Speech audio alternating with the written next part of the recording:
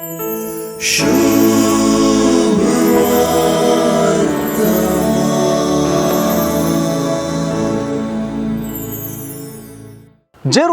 वाटेर असलेल्या जेजू लागी कोण्याकल्यान सोमिया बाचाव जातली ती तोडींच म्हूण केल्ले सवाल सुवार्तेचें केंद्रच म्हणयत.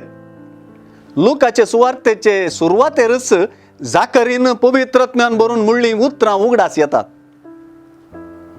तो सदैव जावन सर्वेस्पर इस्रायेलाचो देव, ताणे आपले परजेची भेट केली आणि तिका सुडका दिली म्हणटा. जाकरी जेजूक सर्व दुस्मनाच्या हातांतली आणि आमकां द्वेषितेल्या सर्व सत्यांतली सोडोवचो शातिवंत सोडवणदार म्हणूनच आपयता.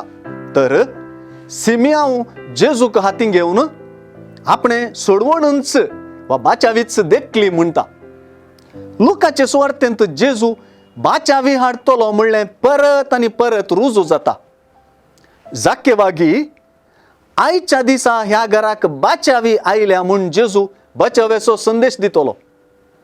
सुवार्तेंतले बाचावे संबंधी सवाल आणि जेजून ते उद्देशीन दिल्ली जाप भविष्यांत न्हय, बगार आतां आमी कार्याक देवोंक उलो दिता.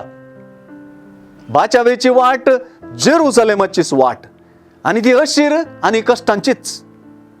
जेरुसलेमान घडच्या महान घडितांनी जेजू आपणे हाडलेली बाचावी शेवटाक पायतलो.